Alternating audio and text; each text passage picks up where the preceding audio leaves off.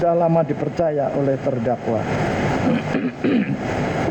untuk melayani, mendampingi, dan mengawal saksi Putri Chandrawati dimanapun berada. Sehingga dari hubungan kedekatan yang sudah terjalin selama ini, maka kematian korban seharusnya mempengaruhi kondisi batin dari saksi Putri Chandrawati tersebut. Setelah itu saksi Ricky Rizal kembali ke rumah dinas Duren 346 dengan mengendarai sepeda motor. Bahwa dengan akal liciknya terdakwa yang menjabat sebagai kepala divisi dan pengamanan Polri berupaya untuk mengaburkan peristiwa penembakan dengan cara menghilangkan barang bukti yang berada di lokasi kejadian. Padahal seharusnya terdakwa sebagai seorang perwira tinggi menunjukkan contoh teladan yang mencerminkan jiwa ksatria dan bijaksana dalam menghadapi dengan tetap menjunjung tinggi kebenaran dan keadilan serta menjaga keselamatan jiwa raganya. Akan tetapi parahnya terdakwa justru menunjukkan perilaku yang tidak terpuji dengan menyebarkan cerita skenario yang telah dirancang sedemikian rupa hanya demi membela dirinya dan justru melimpahkan segala kesalahan kepada korban yang dituduh melakukan pelecehan.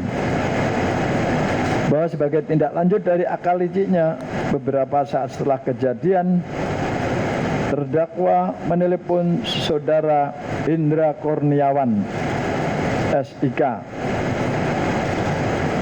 dalam kurung Karo Paminal dan saudara Beni Ali Karo Provos serta saksi Ari Cahya Nugra alias Acai untuk datang ke rumah dinas Duren 346. Sedangkan saksi Audi Pratowo yang mendengar ada suara tembakan dari rumah dinas Duren 346 menghubungi saksi Ridwan R. Suplanit selaku Kasat Reskrim Polres Jakarta Selatan untuk datang ke rumah dinas Duren 346. Selanjutnya saksi Hendra Kurniawan SIK Karo Paminal dan saudara Beni Ali Karo Provos, saksi Ridwan R. Suplanit dan saksi Ari Cahya Nugraha alias Aceh datang di rumah dinas Duren 346. Saat itu melihat di dalam rumah sudah tergeletak korban Nofriansyah Yosua Huta Barat yang bergelimang darah dan melihat selongsong peluru dan proyektil serta serpihan peluru yang berserakan di sekitar kejadian. Tidak berapa lama kemudian sekitar pukul 19.40 terhadap jenazah dilakukan evakuasi di mana saksi Ahmad Sahrul Ramadan mengawalinya dengan mengecek nadi bagian leher dan tangan sebelah kiri. Ternyata sudah meninggal dunia. Setelah itu jenazah korban dimasukkan dalam kantong jenazah lalu diangkat menggunakan tandu ke dalam mobil ambulans melalui pintu samping menuju garasi mobil dan ambulan langsung berangkat menuju rumah sakit Polri Kramat Jati di kota Jakarta Timur, Jalan Kramat Jati. Bahwa pada tanggal 8 Juli 2022 sekitar pukul 22 WIB sepulang terdakwa menemui pimpinan bersama Hendra Kurniawan dan Beni Ali, mereka kembali ke lantai 3 ruang pemeriksaan Provos menemui saksi Richard dan saksi Ricky Rizal serta saksi Kuat Maruf yang telah menunggu di tempat tersebut. Kemudian mereka sepakat terhadap apa yang mereka skenariokan atas terbunuhnya korban. Harus sependapat dan satu pikiran. Demikian juga Hendra Kurniawan, Beni Ali, selanjutnya terdakwa Ferdi menyampaikan, ini harga diri, percuma jabatan dan pangkat bintang 2. Kalau harkat dan martabat serta kehormatan keluarga hancur karena kelakuan korban. Mohon rekan-rekan untuk masalah ini diproses apa adanya sesuai peristiwa di tempat kejadian perkara. Lalu terdakwa menyampaikan juga keterangan saksi dan barang bukti diamankan. Tidak hanya itu saja, terdakwa berpesan untuk peristiwa di Magelang tidak usah dipertanyakan. Kita sepakati kita berangkat mulai dari peristiwa di rumah dinas Duren 346 saja. Terakhir terdakwa mengatakan baiknya untuk penanganan tindak lanjut di Paminal saja. bahwa tanggal 9 Juli 2022 terdakwa kembali melakukan cara-cara licik dengan meminta saksi Putri selaku istri agar membuat laporan polisi ke Polres Metro Jakarta Selatan. Tanggal 9 Juli 2022 atas nama pelapor Putri dan terlapor atas nama korban. Saat itu saksi Putri langsung memberikan keterangan yang dituangkan secara tertulis sebagai pelapor atau korban. Dengan keterangan peristiwa pelecehan di Duren 346 dan dilakukan oleh korban. Padahal diketahuinya keterangan tersebut merupakan keterangan yang tidak benar. Bahwa kemudian pada tanggal 10 Juli 2022 saat terdakwa berada di ruang kerja rumah Jalan Saguling 3 nomor 29 dengan menggunakan handy talkie memanggil saksi Ricky Rizal, saksi Richard dan saksi Kuat untuk naik ke lantai 3. Kemudian secara bersamaan saksi Richard dan saksi Ricky serta saksi Kuat Ma'ruf naik ke lantai 2 untuk menemui terdakwa yang saat itu sedang bersama saksi Putri. Kemudian saksi Ricky Rizal, saksi Richard dan saksi Kuat duduk di hadapan terdakwa dan saksi Putri Chandrawati. Kemudian terdakwa memberikan amplop warna putih yang berisikan mata uang asing kepada saksi Ricky Rizal dan saksi Kuat Ma'ruf dengan nilainya masing-masing setara dengan 500 juta rupiah. Sedangkan saksi Richard Eliezer Pudiang Lumiu dengan nilai 1 miliar. Dan amplop yang berisikan uang tersebut diambil kembali oleh terdakwa dengan janji akan diserahkan pada bulan Agustus 2022 apabila kondisi sudah aman. Kemudian terdakwa memberikan handphone merek iPhone 13 Pro Max sebagai hadiah untuk mengganti handphone lama yang telah dirusak atau dihilangkan agar jejak komunikasi peristiwa merampas nyawa korban tidak terdeteksi. Kemudian saat itu saksi Putri selaku istri terdakwa mengucapkan terima kasih. Saksi Ricky Rizal Wibowo sebagai saksi Ricky Rizal Wibowo, saksi Richard dan saksi Kuat menyadari sepenuhnya dan tidak sedikit pun menolak pemberian handphone tersebut yang merupakan tanda terima kasih atau hadiah karena saksi Ricky Rizal, saksi Richard dan saksi Kuat telah turut terlibat merampas nyawa korban.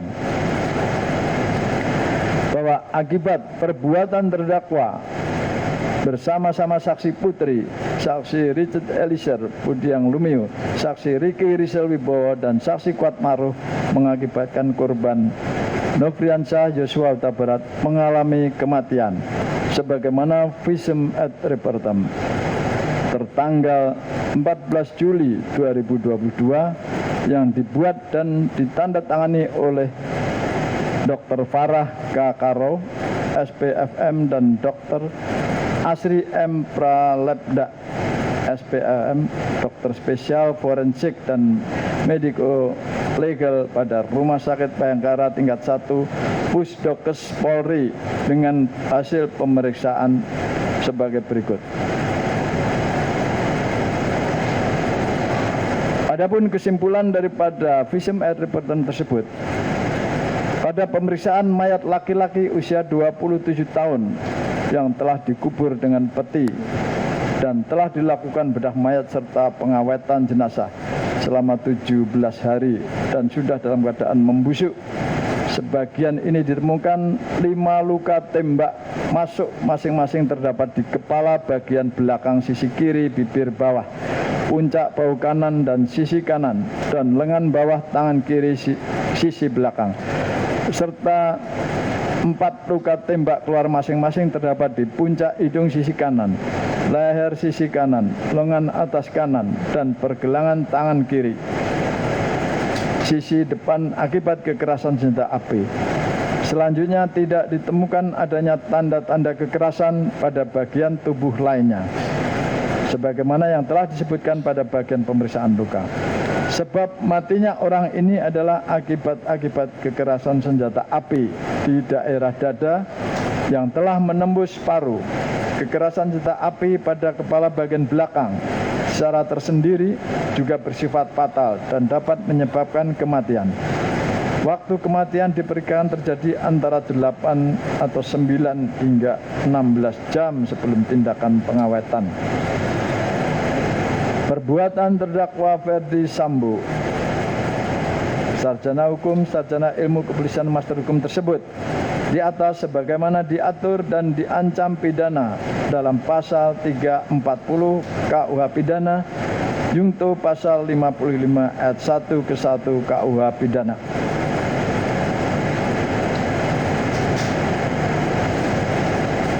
Subsidiar bahwa terdakwa Ferdi Sambo bersama-sama Eliezer Budiang Lumiu dan saksi Putri Chandrawati, saksi Ricky Rizal Wibowo dan Kuat Ma'ruf pada hari Jumat tanggal 8 Juli 2022 sekitar jam 17.12 sampai dengan sekira pukul 17.14.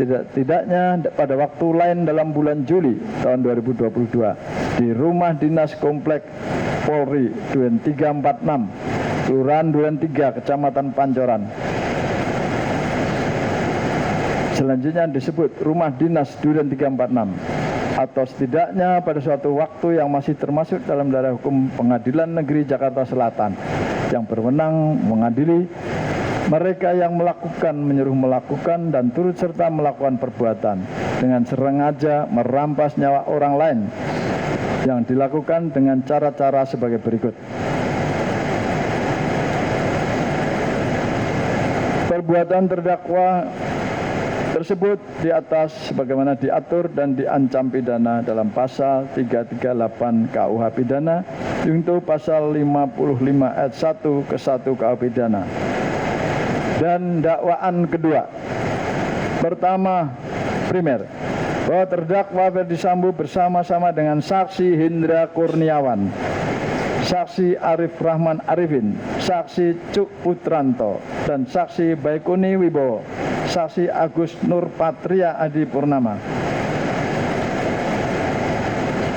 Irfan Widianto, masing-masing dalam berkas perkara terpisah pada hari Sabtu 9 Juli 2022 sekira jam 7.30 sampai dengan hari Kamis tanggal 14 Juli 2022 sekitar pukul 21 bertempat di pos security komplek perumahan Polri Duren 3 atau setidaknya di suatu tempat lain yang termasuk dalam daerah hukum Pengadilan Negeri Jakarta Selatan. Mereka yang melakukan, menyuruh melakukan dan turut serta melakukan perbuatan dengan sengaja dan tanpa hak atau melawan hukum melakukan tindakan apapun yang berakibat terganggunya sistem elektronik dan atau mengakibatkan sistem elektronik menjadi tidak bekerja sebagaimana mestinya. Perbuatan terdakwa dilakukan dengan cara-cara sebagai berikut. Bahwa berawal pada hari Jumat 8 Juli 2022 sekitar pukul 17 telah terjadi penembakan terhadap korban hingga mengakibatkan hilangnya nyawa korban di komplek perumahan Polri Duren 3. Akibat penembakan tersebut, terdakwa timbul niat untuk menutupi fakta kejadian sebenarnya dan berusaha untuk mengaburkan tindak pidana yang telah terjadi. Sehingga salah satu upaya yang dilakukannya yaitu menghubungi saksi Hendra Kurniawan sekitar pukul 17.22 di mana saksi Hendra Kurniawan sedang berada di kolam pancing Pantai Indah Kapuk, Jakarta Utara dan meminta agar segera datang ke rumah terdakwa. Karena ada sesuatu peristiwa yang perlu dibicarakan. Berselang pukul 19.15, saksi Hendra Kurniawan tiba di rumah terdakwa dan bertemu langsung dengan terdakwa, di mana saat itu saksi Hendra Kurniawan bertanya kepada terdakwa, ada peristiwa apa bang? Dijawab terdakwa, ada pelecehan terhadap mbakmu. Kemudian terdakwa melanjutkan ceritanya bahwa mbakmu berteriak-teriak saat kejadian itu. Lalu korban Nofriansyah Yosua Huta Barat panik dan keluar dari kamar Putri Chandrawati tempat kejadian karena ketahuan oleh Richard Elisir Budiang Lumiu sambil bertanya, "Ada apa, Bang?" Ternyata korban yang berada di lantai bawah depan